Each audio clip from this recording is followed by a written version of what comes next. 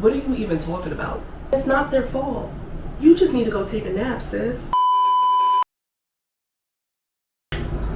Hi, welcome back.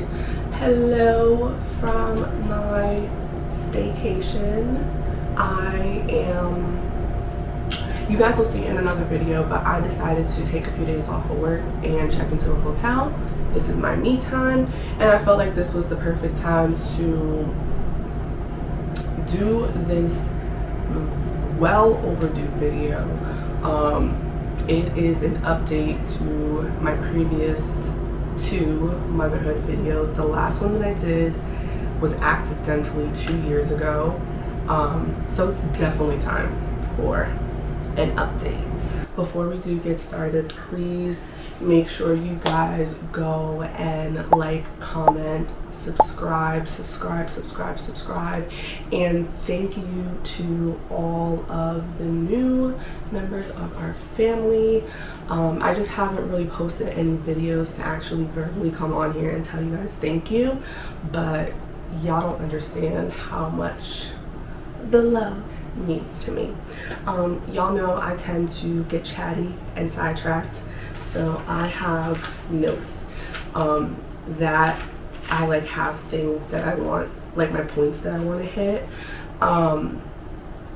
So we'll try to keep this cute, and I know I say this all the time, but I want this to be a dialogue. So please make sure you guys comment, make sure you like join in on the chat, because like that is the point of these things. Like, yes, this is my experience, but I want you guys to join in on the conversation of my experience. Put your experience in the comments. Like, this is a dialogue, this is an open space. We can, you know, talk about all the things. So let me look at my notes. So what I did before I decided to actually sit in front of the camera is watch the 2 previous videos and see what it was that I talked about. Because what is the point of an update if I'm not updating you on what we last discussed? So my first video was very much like, welcome to motherhood, like, this is my experience, beautiful, ugly, blah blah blah. And then video 2 was like, 2 years in, this is what I've learned, this is where we are, blah blah blah. This video is going to be talking about essentially the pipeline from perfect pregnancy to difficult toddler.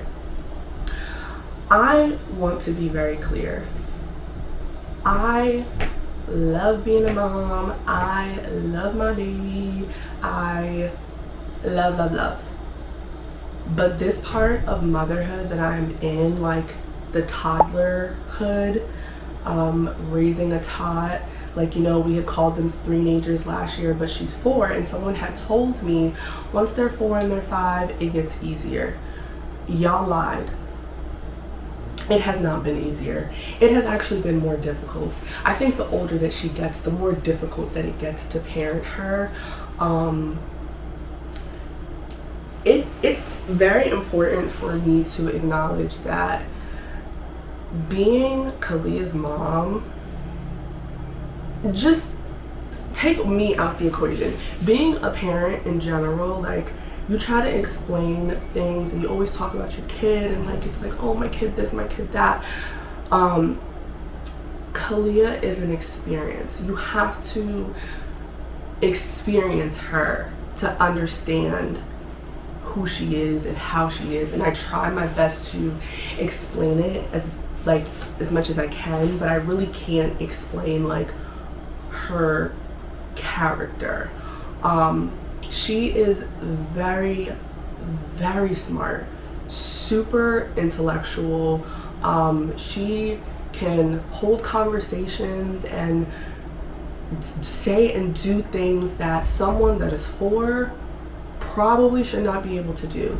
I tell people all the time, the COVID babies, they're way too advanced because they are at another level of just being smart.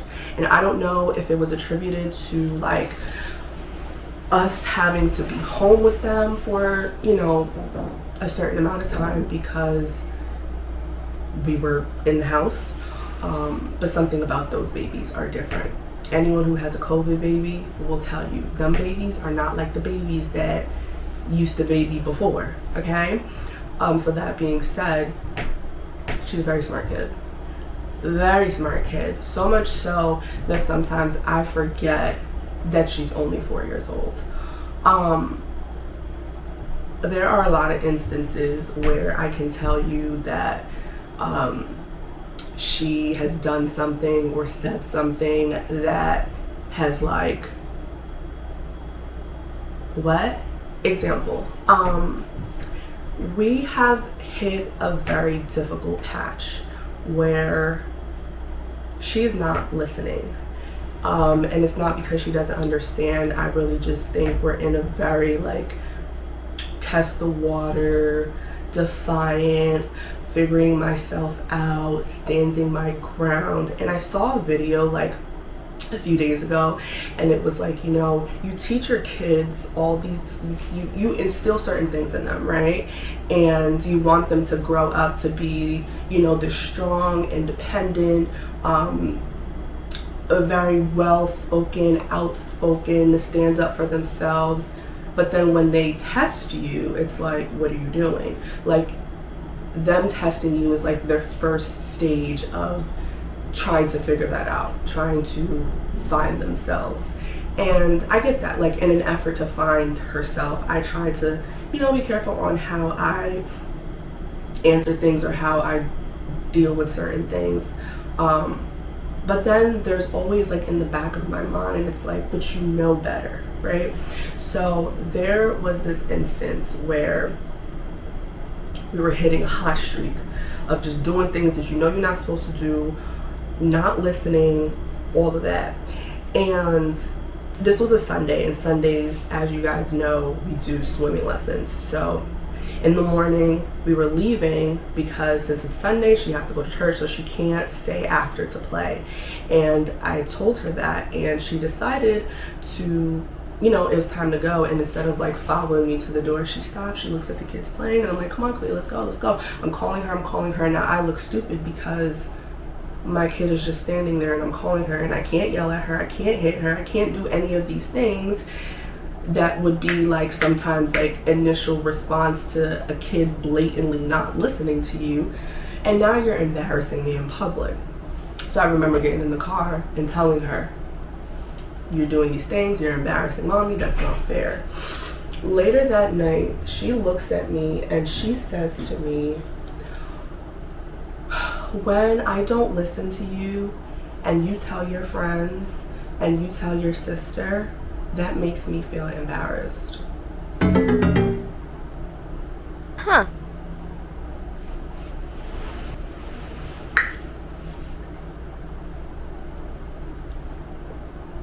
What are you even talking about? When you don't listen to me, that makes me feel embarrassed. How about you just don't embarrass me? How about you just don't embarrass you? How about you just listen to what I say, and I won't have to talk about you and you won't be embarrassed? All the thoughts that are going through my mind, obviously, but because I don't want to negate her feelings, I don't want to turn it into like a battle that it doesn't have to be, I said to her, I was like, listen, I said, I'm sorry. That's not my intention. My intention is not to embarrass you. And I left it at that. Of course, you know, we had to have a conversation later where I addressed it the way that I would like to, in obviously a nicer way, but like, how do you even know? These kids are manipulative. These kids are manipulative, and they know trigger words, they know buttons, they know what to say, do to make you be like, oh, and try to like make you forget that sometimes they are these little terrorists, these terrors of toddlers that they are. But how do you know that? How do you know? How do you know what that means? And how do you know how to use it properly?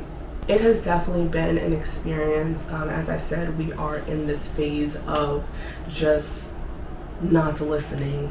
And it has been very, very difficult. I find myself yelling a lot, and sometimes I have to intentionally put myself, you see I'm like talking zen right now, like sometimes I have to like intentionally say, T, it ain't gonna work. You yelling at her, it's not gonna work, because what's gonna happen is you're gonna yell, it's gonna trigger her. Like sometimes I have to set the intention that when I walk into my house after working 8 hours and after being on the train for like 3 or 4, that my day is not gonna end like this. So it doesn't matter what she does, this is how I'm gonna remain. And sometimes it works. Very few times it works. If I can make it through just talking to her like this, even though she's like, ah! If I can like keep it here, she usually will follow suit. But sometimes I can't keep it here. And sometimes I'm like, and then we just start fighting. And then you're going to bed angry. And then I need to cool down. And it's just, it's bad enough we don't get to spend a lot of time as is. So I try to like find ways to keep it where it needs to be, but it's not easy. And if you know my daughter, or if you have a daughter like mine who is literally your mini me, like twin, where have you been? Like y'all are same person, different body, but the little one might be worse. You know exactly what I'm talking about. And you know for a fact, this ain't no hell, okay? So I talked about in my very first video how much of a sacrifice being a parent was, which duh, obviously, right? Like you can't become pregnant and you're sacrificing off the bat, like you changing your diet, you changing your lifestyle, you're not doing reckless things, like you're doing things to protect this baby's home, to protect yourself. Like the baby comes and you're literally changing your sleeping patterns, your lack of sleep, your schedule, like literally everything is changing because of this one little tiny person, right? It does not, you never stop sacrificing. The minute you decide that you're gonna have a baby and you're gonna be a parent, everything goes out the damn window. Which I knew, like obviously, like I was never gonna live the same life that I lived before, but okay, so what I'm about to say, I've never actually said out loud, and I don't know if it was out of fear of not wanting to acknowledge where I am in life, and hopefully me saying this and doing this will put me in a better place and help me to be able to like move forward. I am in an era of life where I am single parenting, okay?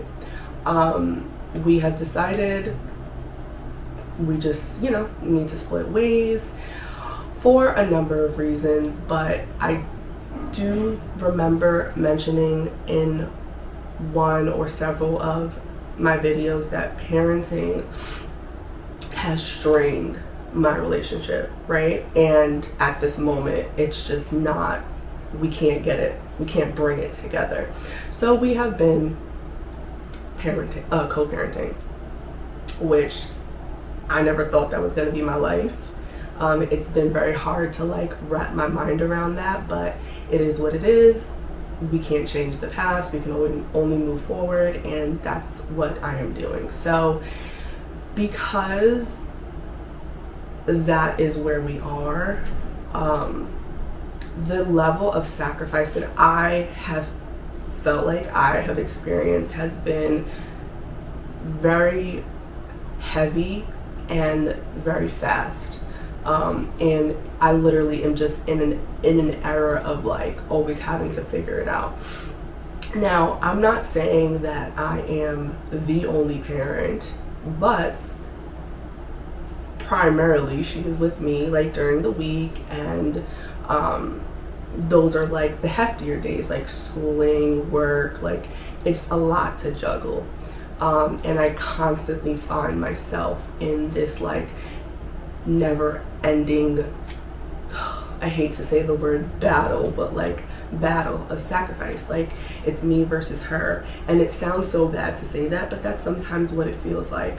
And I kind of think that actually this topic and my next topic, which is momming and mental health, kind of coincide, because there is just so much that like you wish that you knew about being a parent, and you wish that you could help to like make your experience better. And my experience is not bad by any means, but it is so hard. It is so beautiful. It's so rewarding, but it is so hard for so many reasons. Like if you guys don't know, I work in Manhattan.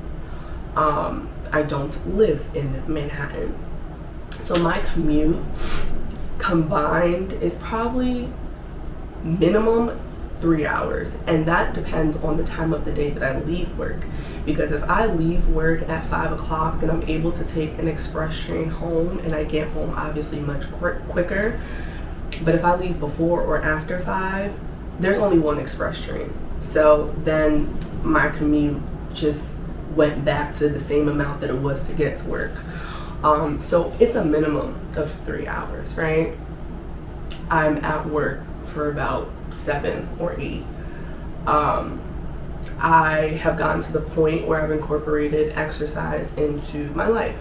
So a couple days out of the week, I'll get up, go to a 5:30 running class, and it's 30 minutes. I'll be done by 6. I'm literally like beelining home to get my kid up, get her ready for school, like breakfast, get her dressed, take my shower, get myself dressed, fighting every morning to get out the house and drop her off before I get on the train. There are some times where I miss the train because she's like me, like she's not a morning person.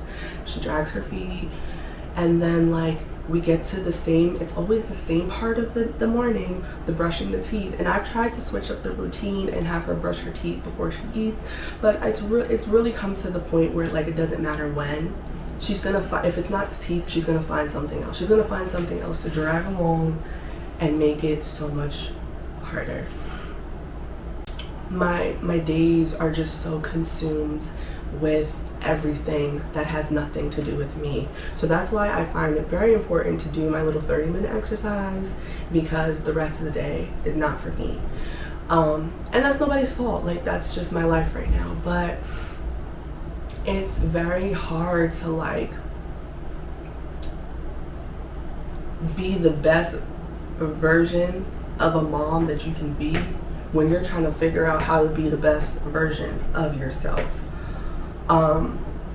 I thought it was so important for me to take this staycation because I don't go on trips anymore. Like I love to travel. I cannot remember the last time that I've just like gone on a trip just because I wanted to go on a trip, and not because like it was work or because like I had a wedding to go to. Like I mean like a real like, oh, let me just go here for a few days. Like I haven't done that since probably before she was born, well before she was born, because COVID. So I'm gonna say like 2019 was the last time I did some leisure traveling.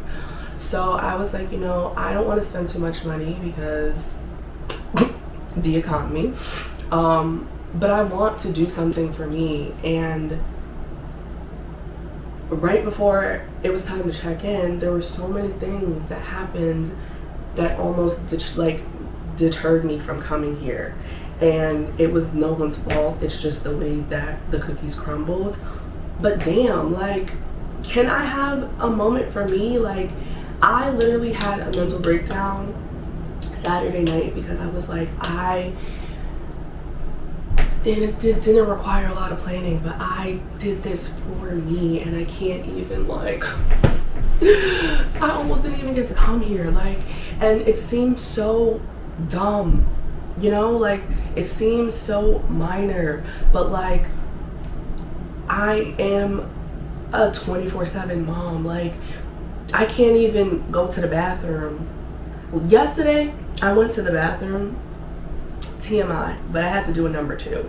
And Khalil was eating breakfast, and I was like, I need to go handle my business. And she's coming to the door, and she's like, and she's so sweet about it, but she's like, Mommy, are you okay in there? And I'm like, yeah, I'm okay. And she's like, are you sure you're okay? Like, girl, let me poop in peace, please. Like, and it don't even matter. The door can be open, closed. She know how to turn knobs. Like, you know, like, it's, so this was very important for me to come and like really just get a moment to myself, and I'm enjoying it so much. And it's like a nice reset, because once I go back in, I'm going back in like full force. But I talk about this a lot, and I don't really take my own advice, but it's very, very, very, very, very, very, very, very, very important to still have a sense of self within your aspect of parenting, because your life does not revolve around your child. And I'm finding that I am pouring into my kid, I'm pouring into work, I'm pouring into people around me, I'm doing everything for everyone, and I am depleted. I'm always exhausted. It's not just physically, it's mentally, it's emotionally, it's spiritually, it's financially. Like, I am drained. I have nothing left to give. Like, how can you keep pouring into someone's cup if your cup is empty? And that is where I am, and that is why I'm here, because I just can't, and I'm tired, and I love everyone, but like, damn, like, not too much on me, you know? So it's I'm like in a space where I'm like rediscovering me, and like what I like, what I don't like, what makes me happy, what is rejuvenating, what is depleting. Like, I am in a space of self-discovery and trying to find and recreate the best version of myself, so then I can go ahead and be a great mom, you know, and be a great daughter, a great sister, a great friend, a great whatever. Like, so for my mommies that are watching, especially my millennial mommies, because whatever that generation is before us, they did a really good job with lying about how being a parent really is. And maybe they didn't lie. Maybe life was just a lot easier then. I know life was a little easier then because the economy wasn't so bad. But we work so hard, and we don't pour enough back into ourselves. Like, what are we giving to our babies? Like, and then sometimes it just gets to a point where you find yourself, like I said, like yelling or like lashing out, and it's not their fault. You just need to go take a nap, sis. So you before then, period. Excuse me. So we are, told you, baby girl's 4, and we are in our well, let me say this. My kid is very independent and codependent, if that makes any sense. She can do so much and nothing at the same time when she wants to do nothing. We have this thing where, like, so, you know, she was sick, I was sick, and we have been spending a lot of time together. Because mommy has had to take off of work to stay home with the sick baby, right? So she has literally been like on top of me, twirled up in my legs, in my blankets, sitting on my head, like, and I'm like, damn, you just love to be in your mom's skin, huh? And she's like, yeah, I love being in your skin. So that's her thing now. She just wants to be in my skin. And it shows, because yesterday when I was getting ready to leave, she comes and she's like, can I She's like, can I give you a hug? I'm just gonna miss you so much.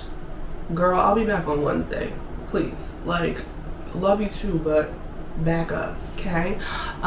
So we are in an era right now of teaching independence, right? 4 years old, you're in pre-K, you're about to get ready for kindergarten, and I think a lot of times, especially if your schedule is just busy, like, we rely a lot on the school, right? Like, we send them to school, the job of the teacher is to teach them.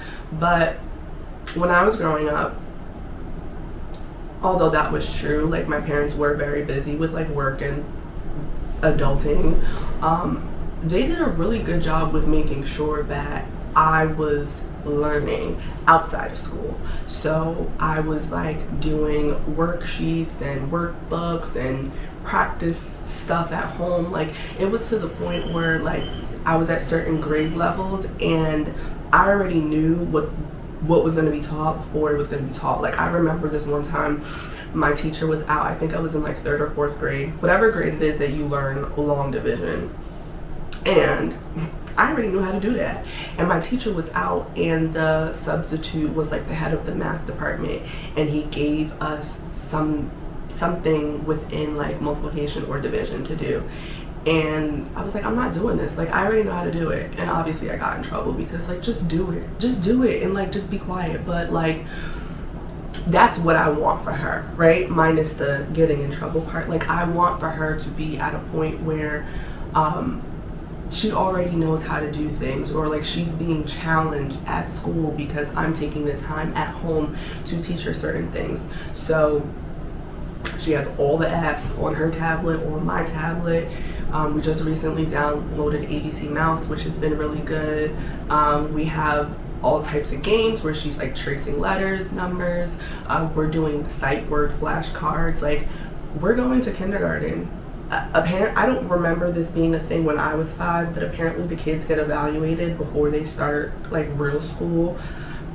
We need to be smart as hell come evaluation day, okay? I want them to be like even considering putting her in the next grade, which we're not going to do because I already decided, even though intellectually she's there, emotionally and socially there are skills that she needs to learn, and because she is an only child, she doesn't have certain social skills, so we're going to keep her with the kids of her age group. But I want it to be a thought, right? Like, damn, she's so smart, maybe we should put her in the 1st grade. My point is, we're in an era where I find teaching her is very important. So you want to watch TV, that's great and all, but did you read today? Can you tell me these sight words? Let's do a little bit of adding, like 2 + 2 equals, and it's helping me too, because teachers are great, okay? Like, they don't get enough credit. I get so anxious when I'm trying to teach her something and she's not grasping it, and I'm like, you know this. Why are you playing with me? But it's helping me to learn different and creative ways to teach her things and find ways that are interesting to her for her to learn. And I would consider myself to be, I don't remember what side of the brain it is. I think it's the left side. That's the creative side. Like, I would consider myself to be more left-brained, and be more like creative, and I mean, I am analytical, but maybe I'm in the middle, I don't know. But I do have a lot of creative streaks in me.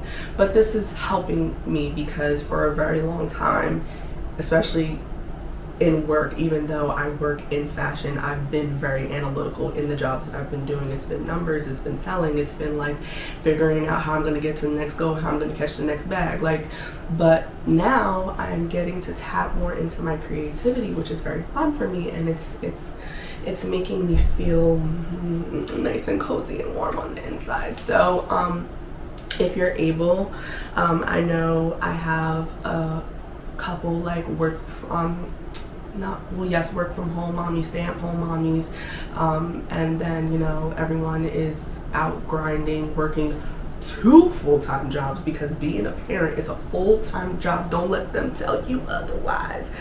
But, you know, like, find ways to, like, teach your kid certain levels of independence. And it doesn't always have to be, like, book smart. Like, teach them how to wash the dishes. Teach them how to do laundry. Teach them how to count some money. You know what my next task is? It's teaching her my phone number.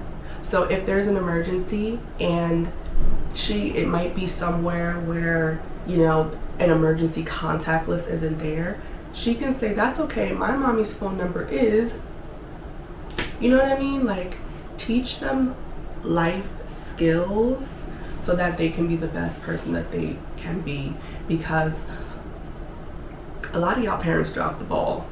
And I'm not, like, talking to my viewers because I know that you guys are all smart, but I'm just saying, like, in general, like, a lot of people's parents drop the ball because y'all don't have the life skills that y'all supposed to have. And you know when I learned that? When I went to college and there were grown, and I went to a fashion school, so it was predominantly women.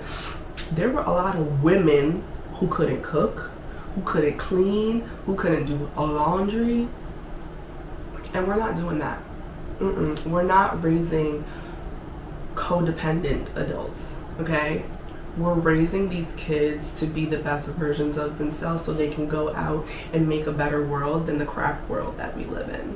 Because, please don't even get me started on the world that we live in right now. We're gonna wrap this up. My last and very, very important topic of my motherhood spiels is finding a community. Ooh, so underrated. So underrated. And I just want to take the time to send a special thank you to anyone who was a part of my community in whatever way that may look like.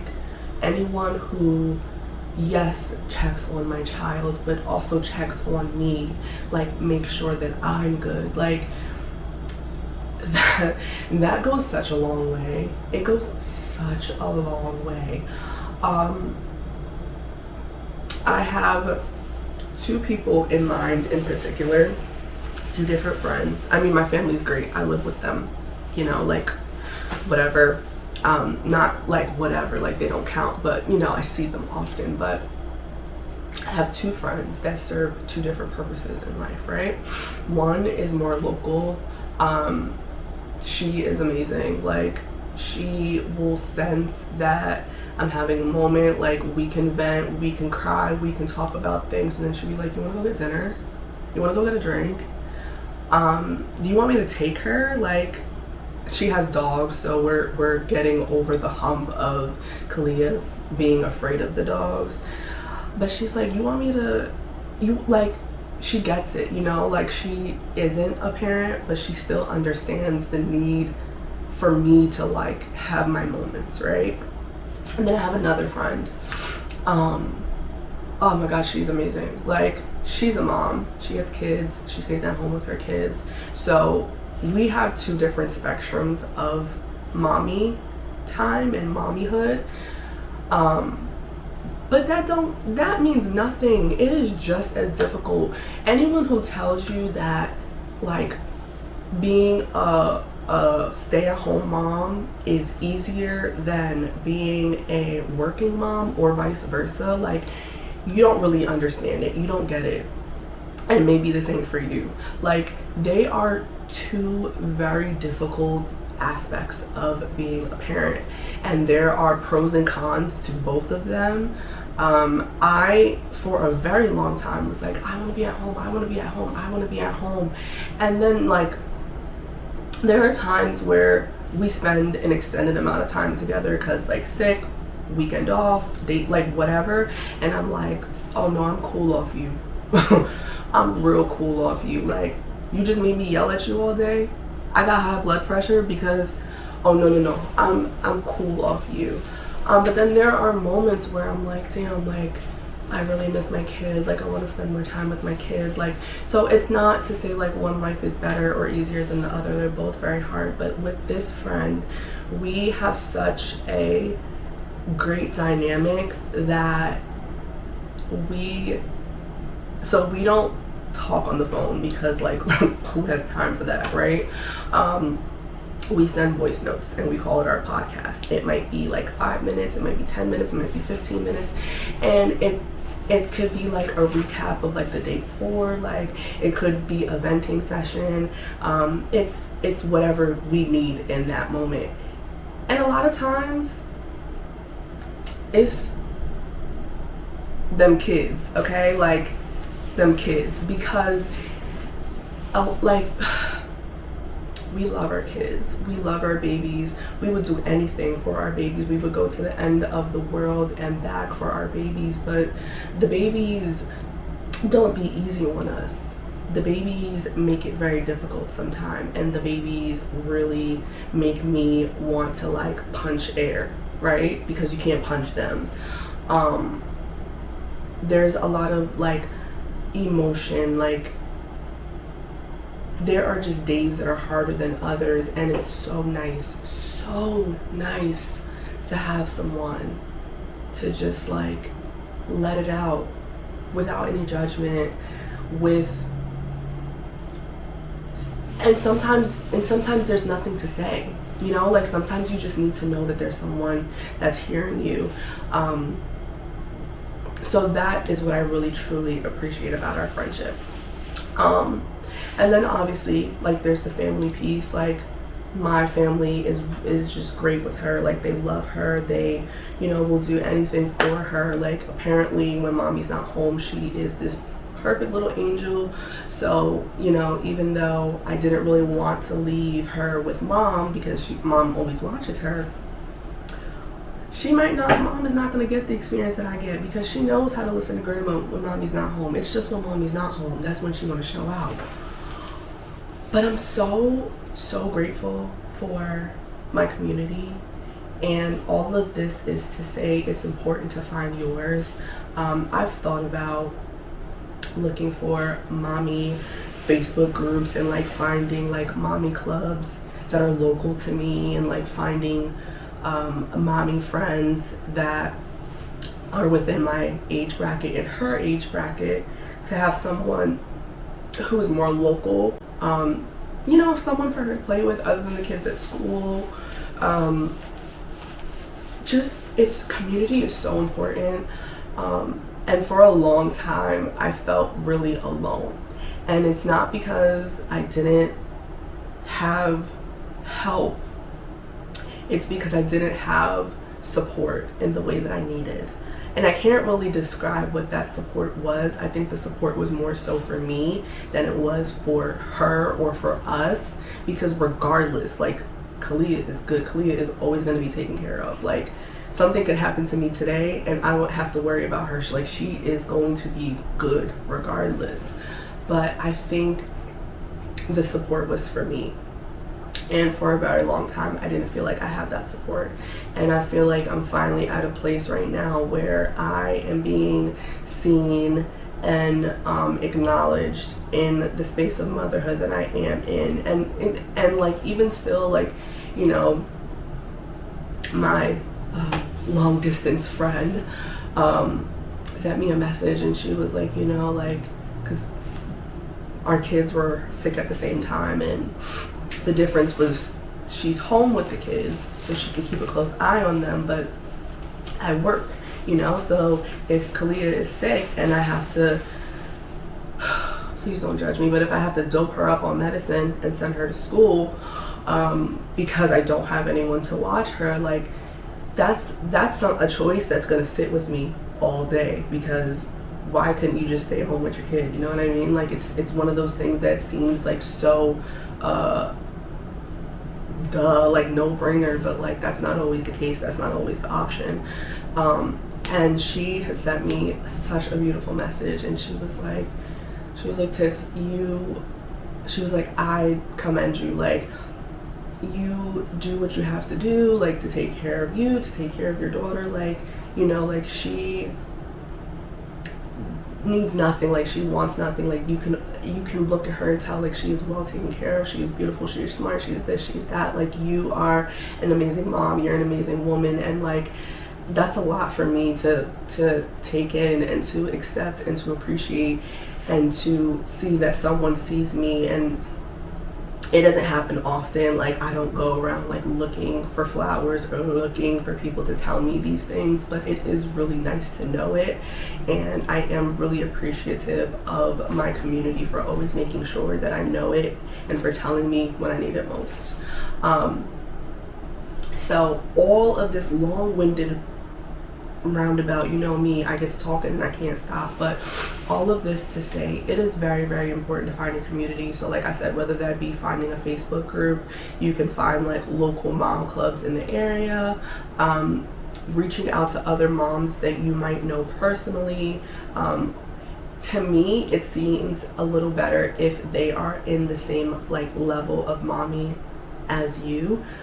But sometimes it is better to have someone who might be a little bit further than you, so they could advise you if you need, because remember, we don't like unsolicited parental advice.